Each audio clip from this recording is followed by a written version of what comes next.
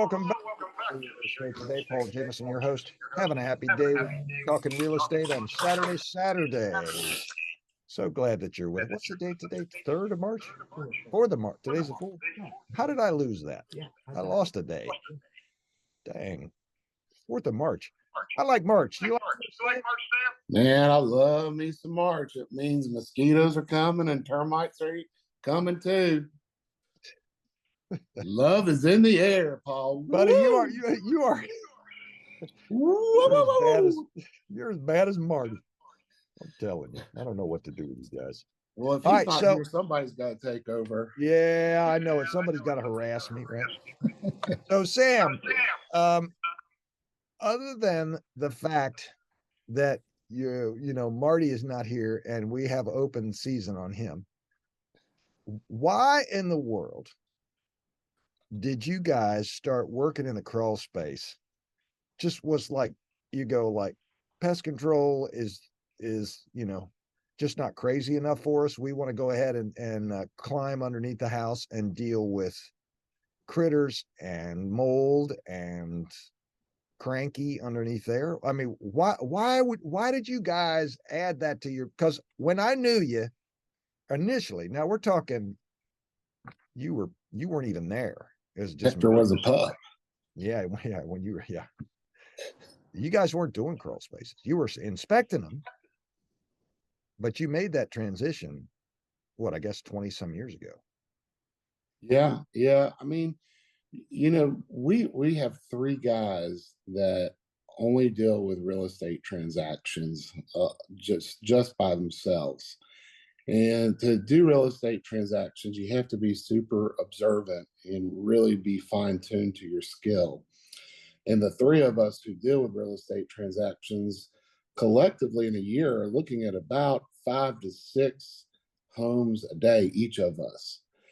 And so we see a lot of things in crawl spaces. And our job is to help our customer. Our job is to inform our customer of what's there, of what needs to be fixed, and a priority list as well too. Some things can wait. It's kind of like your BCW. What category does it fall into? And with looking at termites, you see where moisture issues come into play, where front porches are falling away from the front of the house and water is seeping into the bandsill and compromising the wood structure there, thus making it more conducive for a termite to want to move in and eat the wood. I tell homeowners all the time, it's the difference between eating a great medium rare steak and a steak that's overcooked. A termite would rather eat something that's got some moisture to it because it's easier for it to digest and to more suitable conditions for it to thrive in.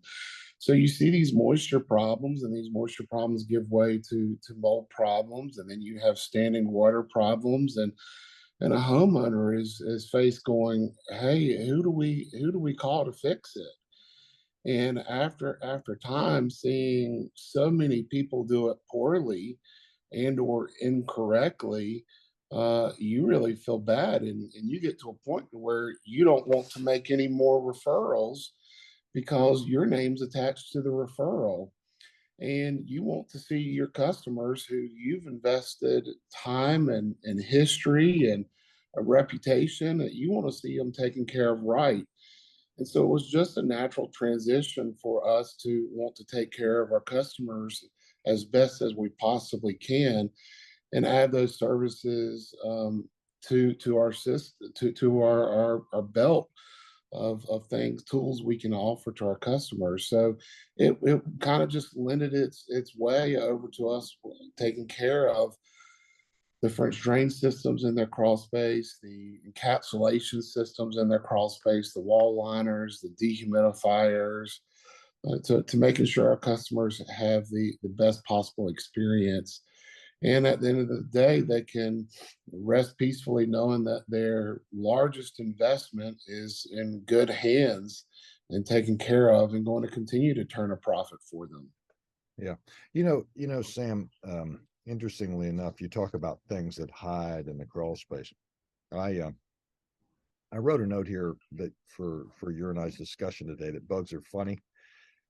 They don't always appear to what they are, and I remember an issue I want you to share about the scare I got the day of closing with those one bugs. But also yesterday, I was at a client's house, and he showed me carpenter ants that um, he discovered in his second story bedroom window that had climbed 2 flights on the side of the house, gone all the way up to the second floor, eaten the wood out above the sill of the window all the way around it, and had a huge nest 2 stories up that nobody knew was there. He happened to see some small ants that had appeared around the windowsill, black ones, the carpenter ants. And then, holy smokes, he started investigating, and they came out in groves, but there was no sign that they were there.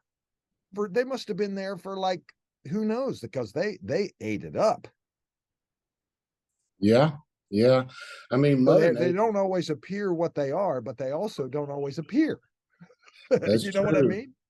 They're very good at finding seclusive places that are going to provide them the most amount of protection. Roofing is a prime hiding spot for them. You just think about all the water that comes down off of a roof.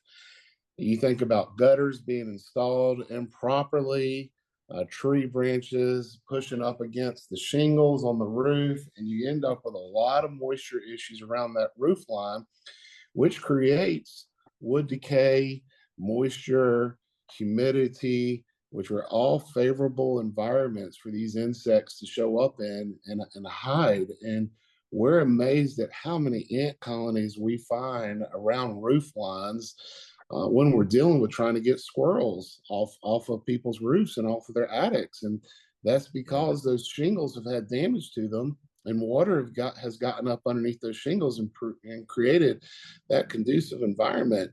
But if you don't have somebody who's qualified and really understands what they're looking for and how to find it, it doesn't matter what kind of chemical product you buy off the line or whatnot. You're never really going to get the problem under control until you get a professional out there that really understands what they're looking for and how to find it and get that problem under control.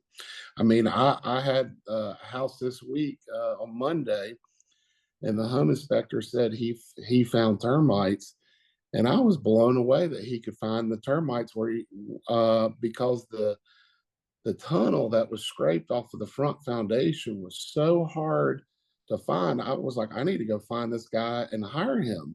But he didn't find that one. He found the plethora of evidence that was located on the back of the house that was easy to find, but he completely missed all of the evidence that was up at the front of the house.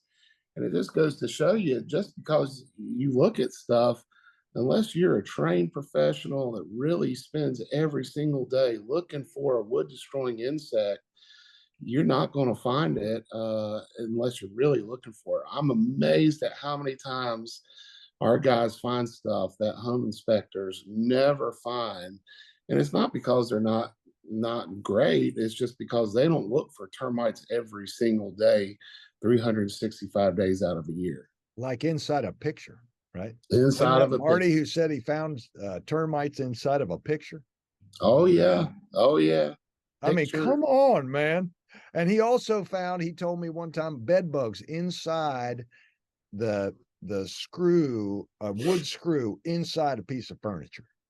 Yeah, I mean, heck, we found bed bugs Remember that, TJ? in a Bible. We opened up. They had the bed bugs were so bad they had crawled into the back of the spine of the Bible inside the customer's home.